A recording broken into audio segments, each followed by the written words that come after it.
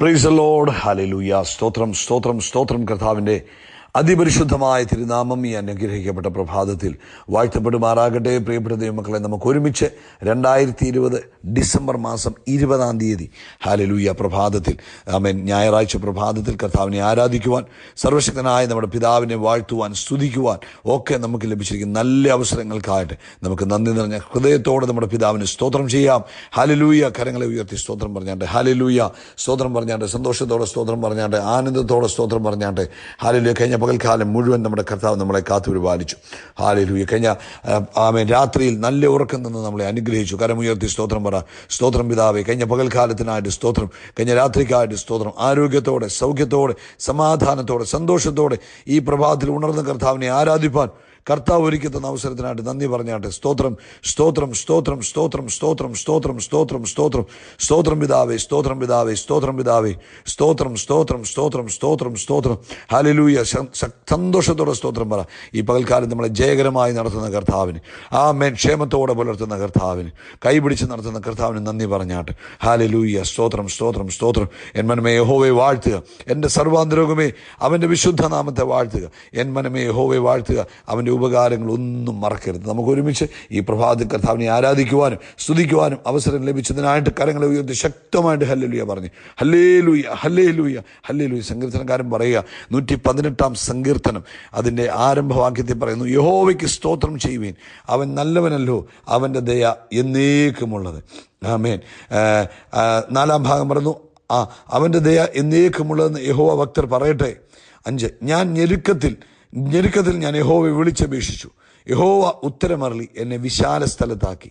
6, യഹോവ എൻ്റെ പക്ഷത്തുണ്ട്, ഞാൻ പേടിക്കുകയില്ല, മനുഷ്യന് എന്നോട് എന്ത് ചെയ്യുവാൻ കഴിയും. 8 ഭാഗം പറയുന്നു, മനുഷ്യനിൽ ആശ്രയിക്കുന്നതിനേക്കാൾ യഹോവയിൽ ആശ്രയിക്കുന്നത് നല്ലത്, പ്രഭുക്കന്മാരിൽ ആശ്രയിക്കുന്നതിനേക്കാൾ യഹോവയിൽ ആശ്രയിക്കുന്നത് നല്ലത്. ഹല്ലേലൂയ. സ്തോത്രം. ആമേൻ. ഇന്ന് പ്രഭാതത്തിൽ ആമേൻ അതിൻ്റെ 15 ഭാഗം കൂടെ വായിക്കാം. ഉല്ലാസത്തിൻ്റെയും ജയത്തിൻ്റെയും ഘോഷം നീതിമാന്മാരുടെ കൂടാരങ്ങളിലുണ്ട്, യഹോവയുടെ വലങ്കൈ വീര്യം പ്രവർത്തിക്കുന്നു. ഇന്ന് പകൽക്കാലം നിങ്ങളുടെ ഭവനങ്ങൾ ഉല്ലാസവും ജയം കൊണ്ട് നിറയപ്പെടുന്ന ഒരു പകൽക്കാലമായി മാറട്ടെ. ഹല്ലേലൂയ. കർത്താവിൻ്റെ വലങ്കരം നമുക്ക് വേണ്ടി ഇന്ന് പകൽക്കാലം വീര്യം പ്രവർത്തിക്കുന്നതിനാൽ സ്തോത്രം ചെയ്താട്ടെ. ഹല്ലേലൂയ. കർത്താവ് നിങ്ങളെ അനുഗ്രഹിക്കട്ടെ. നമുക്ക് ഒരുമിച്ച് പ്രാർത്ഥിക്കാം. ആമേൻ. കർത്താവിൻ്റെ കരങ്ങളിലേക്ക് ഏൽപ്പിച്ചു കൊടുക്കാം. അവൻ അനുഗ്രഹിക്കപ്പെട്ട നല്ല പ്രഭാതം കർത്താവ് നമുക്ക് തന്നു. അതുകൊണ്ട് ഏക ഹൃദയത്തോടെ വേണം പ്രാർത്ഥിക്കുമ്പോൾ ആരും ഉപേക്ഷയായിട്ട് വിചാരിക്കല്ലേ. നമ്മുടെ പ്രാർത്ഥനയുടെയും ഉപവാസത്തിൻ്റെയും 10ാമത്തെ ദിവസത്തിലാണ് നമ്മൾ നിൽക്കുന്നത്. അതുകൊണ്ട് ശക്തമായിട്ട് പ്രാർത്ഥിച്ചാട്ടെ. എല്ലാവരും ചേർന്ന് പ്രാർത്ഥിച്ചാട്ടെ. ഞങ്ങളുടെ സ്വർഗീയ പിതാവേ, ഞങ്ങൾ ഒരുമനപ്പെട്ട് യേശു ക്രിസ്തുവിൻ്റെ നാമത്തിൽ ഈ പ്രഭാതത്തിനായിട്ട് സ്തോത്രം ചെയ്തു. കഴിഞ്ഞ പകൽക്കാലം ഞങ്ങളെ കാത്തുപരിപാലിച്ചു കൃപകൾക്കായി സ്തോത്രം. കഴിഞ്ഞ രാത്രി ഞങ്ങൾക്ക് നല്ല ഉറക്കം തന്നതിനായിട്ട് സ്തോത്രം. ആരോഗ്യത്തോടെ സൗഖ്യത്തോടെ ഞങ്ങളെ ഉണർത്തിയ ദൈവകൃപയ്ക്കായിട്ടും സ്തോത്രം. അപ്പാ, ഞങ്ങൾ അങ്ങേ ആരാധിക്കുന്നു. അപ്പാ, ഞങ്ങൾ അങ്ങേ സ്തുതിക്കുന്നു. അപ്പാ, ഞങ്ങൾ അങ്ങേക്ക് നന്ദി പറയുന്നു. അപ്പാ, ഞങ്ങൾ അങ്ങേ പുകഴ്ത്തുന്നു. സ്വർഗീയ അപ്പാ, ഞങ്ങൾ അങ്ങയുടെ നാമത്തെ ഉയർത്തുന്നു. ഈ പ്രഭാതി അപ്പാ, ഞങ്ങൾ അങ്ങേ സ്തുതിക്കുന്നു, സ്തോത്രം ചെയ്യുന്ന അപ്പ. പ്രത്യേകിച്ച് കർത്താവ്, ഈ പ്രഭാതത്തിൽ ഞങ്ങൾക്ക് അങ്ങേ ആരാധിപ്പാൻ, സ്തുതിക്കുവാൻ അങ്ങ് തന്ന അവസരത്തിനായിട്ട് സ്തോത്രം. ഹല്ലേലൂയ. ഞങ്ങൾ അങ്ങേ ആരാധിക്കുന്നു, ഞങ്ങൾ അങ്ങേ സ്തുതിക്കുന്നു, ഞങ്ങൾ അങ്ങേക്ക് നന്ദി പറയുന്നപ്പ. ഈ ശബ്ദം കേൾക്കുന്ന ഓരോ പ്രിയപ്പെട്ടവർക്കായിട്ടും സ്തോത്രം. ക്രിസ്തുയേശുവിൻ്റെ നാമത്തിൽ ഞാൻ ഇവരെ അനുഗ്രഹിക്കുന്നു. ഇവരുടെ കുടുംബജീവിതം അനുഗ്രഹിക്കപ്പെടട്ടെ, ഇവരുടെ ജോലി അനുഗ്രഹിക്കപ്പെടട്ടെ, ഇവരുടെ കുഞ്ഞുങ്ങൾ അനുഗ്രഹിക്കപ്പെടട്ടെ.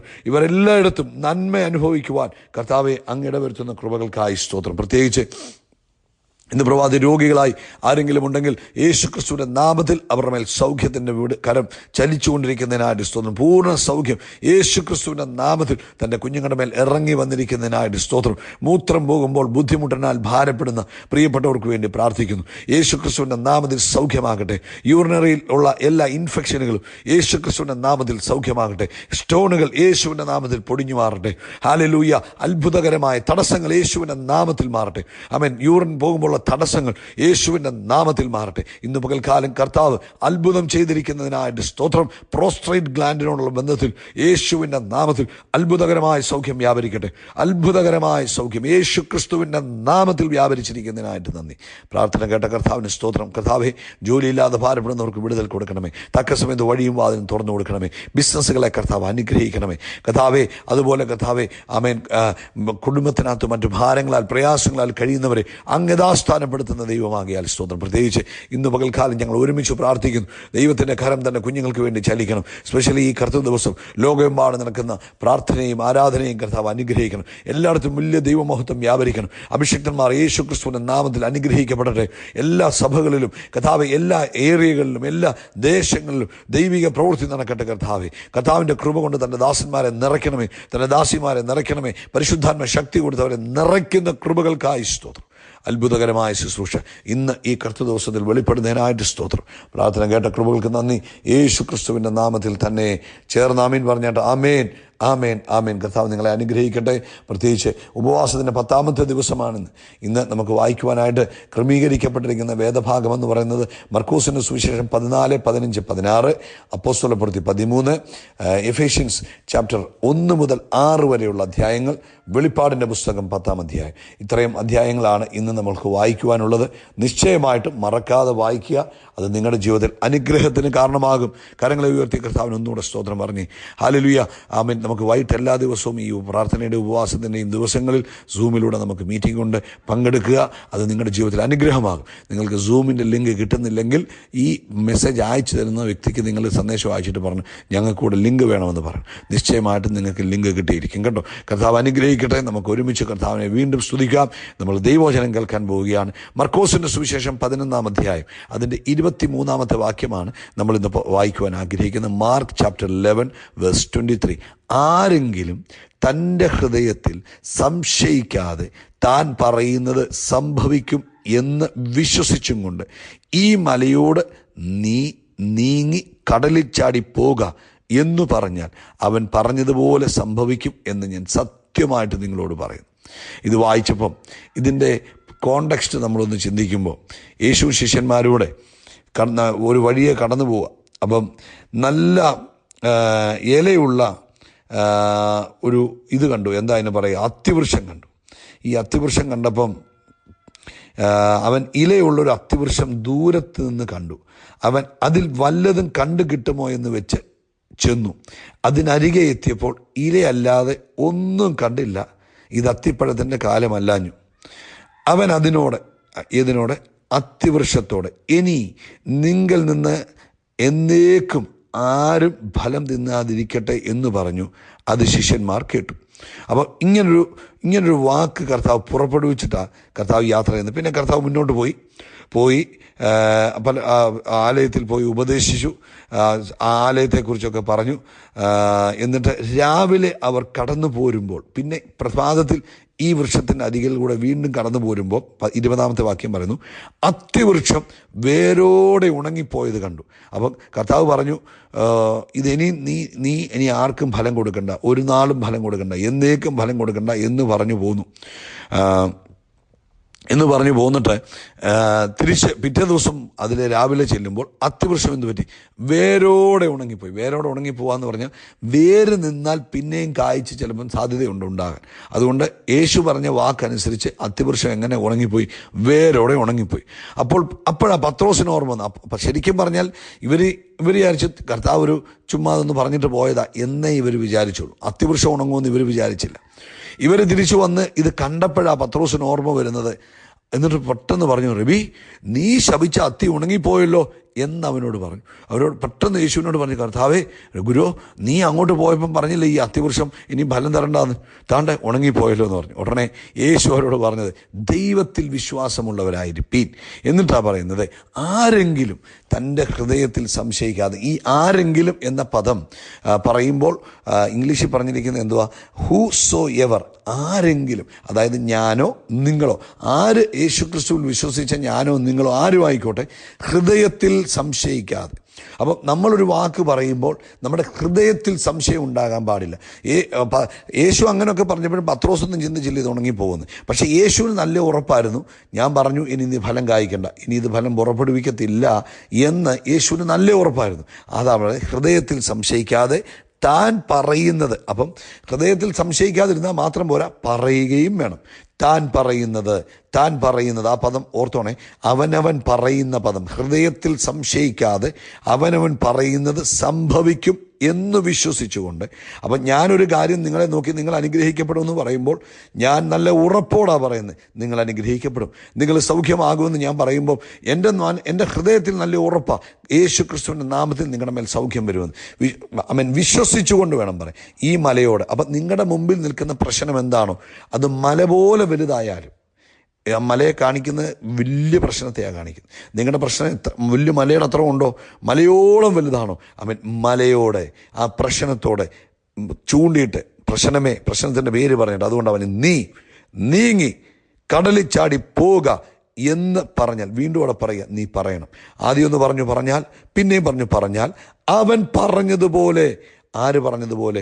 ഞാൻ എന്താ പറഞ്ഞ്, അല്ലെങ്കിൽ നിങ്ങൾ എന്താ പ്രശ്നത്തെ നോക്കിയിട്ട് പറഞ്ഞു, ഓ ഇത് വലിയ പ്രശ്നമാണ് എന്നാ പറഞ്ഞെങ്കിൽ ആ പ്രശ്നം കുറച്ചുകൂടെ വലുതാകും. ഓ ഇതെങ്ങാനും മാറാൻ പോകുന്നു, പിന്നെ അത് ജീവിതത്തിൽ മാറത്തില്ല. നമ്മൾ പിന്നെയും പറയും ഇതൊക്കെ എത്ര കേട്ടതാ കണ്ടതാ എന്ന് പറഞ്ഞാൽ അവിടെ ഒരു കാര്യവും നടക്കത്തില്ല. മറിച്ച് ഹൃദയത്തിൽ സംശയിക്കാതെ മാറി നിൽക്ക് എന്ന് പറഞ്ഞാൽ അവിടെ എന്താ പറയുന്നത്? കടലിൽ ചാടിപ്പോകുക എന്ന് പറഞ്ഞാൽ അവൻ പറഞ്ഞതുപോലെ.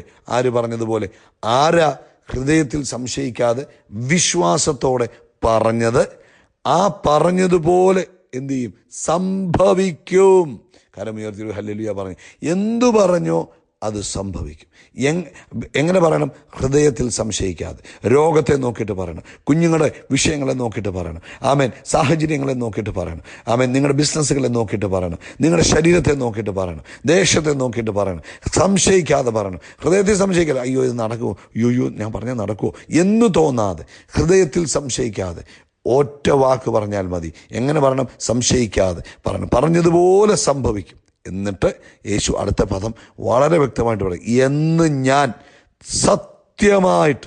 യേശു സത്യം ചെയ്യുക, നിങ്ങളോട് പറയുക. അപ്പം യേശു സത്യം ചെയ്തൊരു കാര്യം പറയുമ്പോൾ പ്രിയപ്പെട്ടവരെ, നമ്മൾ അതിനകത്ത് എത്രമാത്രം വിശ്വാസമുള്ളവരായിരിക്കും. യേശു പറയുക, സത്യമായിട്ട് ഞാൻ നിങ്ങളോട് പറയുക കേട്ടോ. എന്നാണെന്നറിയാമോ?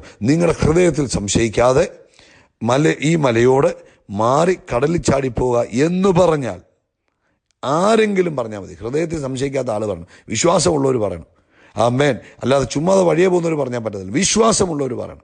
വിശ്വാസത്തോടെ പറഞ്ഞാൽ അതതുപോലെ സംഭവിക്കും. എല്ലാവരും പറഞ്ഞ് അതതുപോലെ സംഭവിക്കും. നമുക്കറിയാം, നമ്മുടെ അപ്പോസ്തലപ്രവൃത്തി 3-ാം അധ്യായത്തിൽ കർത്താവിൻ്റെ ശിഷ്യന്മാർ അവൻ മുടന്തനായവനെ കാണുമ്പോൾ അവർക്ക് ഹൃദയത്തിൽ യാതൊരു സംശയവുമില്ലാതെ പറഞ്ഞു, വെള്ളിയും പൊന്നും ഞങ്ങൾക്കില്ല, എന്നാൽ നസ്രയനായ യേശുവിൻ്റെ നാമത്തിൽ നടക്കുക എന്ന് പറഞ്ഞപ്പോൾ, അല്ലെങ്കിൽ എഴുന്നേൽക്കുക എന്ന് പറഞ്ഞപ്പോൾ അവിടെ എന്ത് സംഭവിച്ചു? മുടന്തൻ ചാടി എഴുന്നേറ്റു. അതാണ് ഹൃദയത്തിൽ സംശയിക്കാതെ പറയുമ്പോൾ അത്ഭുതങ്ങൾ നടക്കും. ഇന്നു മുതൽ നിങ്ങളുടെ വാക്കുകൾ സംശയമില്ലാത്ത വാക്കുകളായിരിക്കട്ടെ. സംശയത്തോടെ വരുന്ന വാക്കുകൾ ബലഹീന വാക്കുകൾ, എന്നാൽ സംശയമില്ലാതെ വരുന്ന വാക്കുകൾ ദൈവശക്തി നിറഞ്ഞ വാക്കുകളാണ്. ആ വാക്കുകൾക്ക് അത്ഭുതങ്ങളെ സൃഷ്ടിക്കുവാൻ കഴിയും. ആ വാക്കുകൾക്ക് രോഗത്തെ സൗഖ്യമാക്കുവാൻ കഴിയും. ആ വാക്കുകൾക്ക് മലകളെ നീക്കുവാൻ കഴിയും.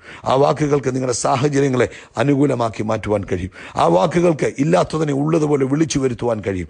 ആ വാക്കുകൾക്ക് അത്ഭുതം സൃഷ്ടിക്കുവാൻ കഴിയും. അതുകൊണ്ട് യേശു പറഞ്ഞു, ആരെങ്കിലും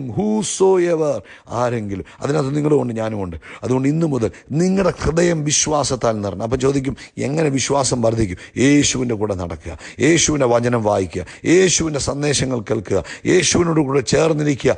ദൈവവചനം നമ്മുടെ അകത്ത് കയറുന്നതനുസരിച്ച് നമ്മുടെ അകത്ത് വിശ്വാസം ആമേൻ ശക്തമായിക്കൊണ്ടിരിക്കും. അപ്പം വിശ്വാസം ശക്തമാകുന്ന അനുസരിച്ച് എന്ത് സംഭവിക്കും? നമ്മുടെ വായിൽ നിന്ന് വരുന്ന വാക്കുകൾ ആമേൻ അത്ഭുതങ്ങൾ സൃഷ്ടിക്കും. പി ജി അങ്കിൾ പറഞ്ഞൊരു കഥയുണ്ട്.